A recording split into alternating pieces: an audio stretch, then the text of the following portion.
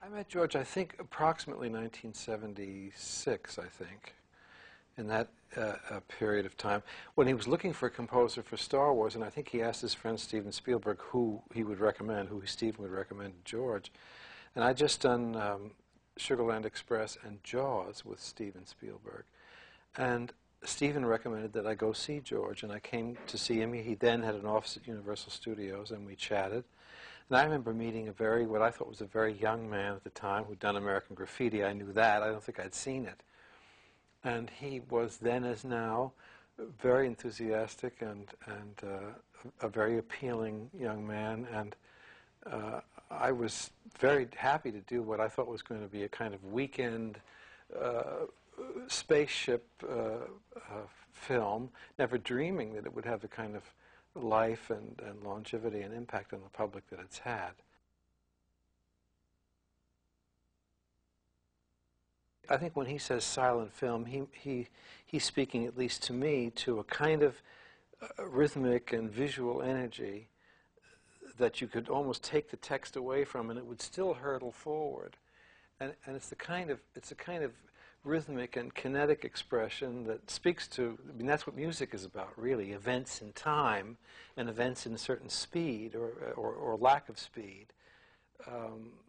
So I don't think he means it in terms of that it doesn't have a sound, but more to the spirit of the action movies of the silent period that didn't depend on a literary or literate text, but action, visual effects, and timing, plus probably music and somebody playing the piano in a theater pit or a little orchestra playing, you know.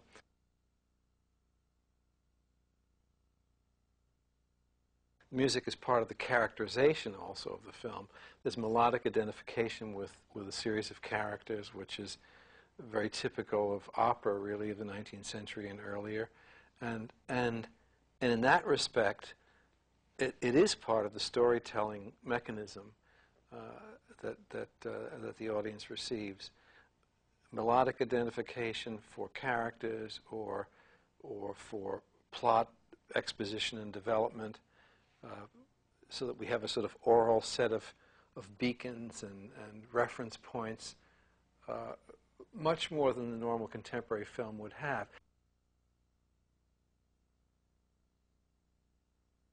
It makes me enormously fortunate to be working with George, to have the opportunity that this particular genre of film offers. It's almost unique, really, in contemporary. I mean, there are other examples, I suppose.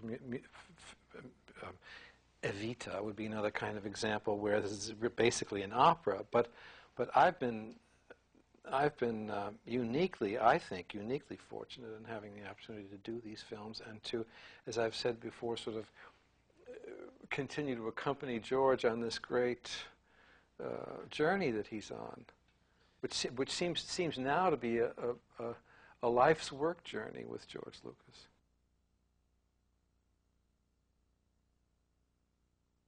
George, over the years, I think, has kept in touch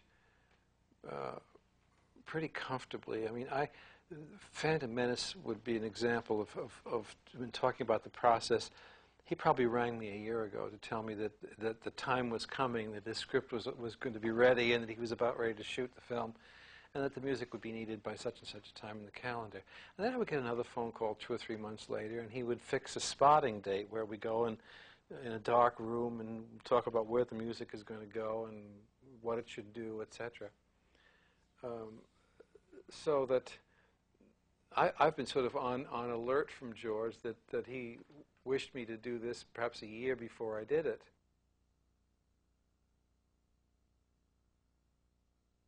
The working process is really, again, a kind of classic setup where we run a film that's either empty, that doesn't have any music, or he may have a temporary music track of some classical music or some other film scores, or maybe even some music of mine, put in behind the film to give some kind of impression of what's wanted. And we have a discussion, well, we'll play the music here, we won't play it there, and George will say things like it ought to get quicker here, or softer, or make some gesture here, and then discuss the sort of general contours and choreography for the music. And then I go off to my my studio here at Amblin and down in Los Angeles, some miles away from where George is, and write the score. And that's been the way we've worked.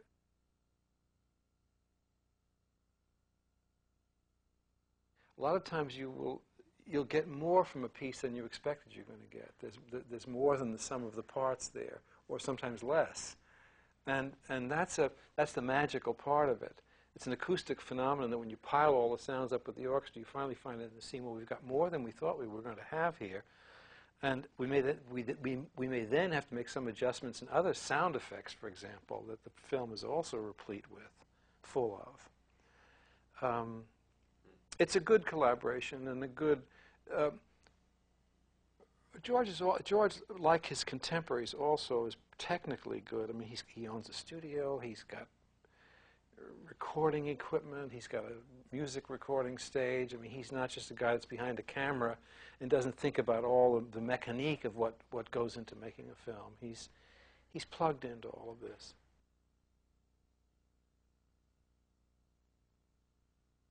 You and I are talking now in 1999, which is over 20 years since the trilogy was started, and it's daunting for me and for any composer, I think, to start any project. You think, well, will I be able to solve the problems? Will I be able to come up with something as good? Can I hit the ball as far as I did the last time at bat, etc.?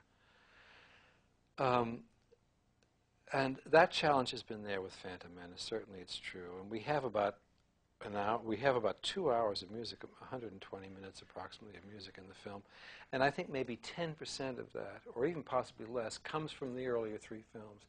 There's a minute and a half of the opening Star Wars music, which we felt was obligatory. And then a half a dozen quotes, I don't think any more than that. A little quote of Yoda, a little quote of the Force theme, and there's a quote of Darth Vader's theme somewhere, I think once or twice. But the other overwhelming percentage, like 90% of the music, is new. Anakin's theme, the music for the flag parade, there's a funeral scene, there's the race, there's all this Jar Jar's music, etc., on and on.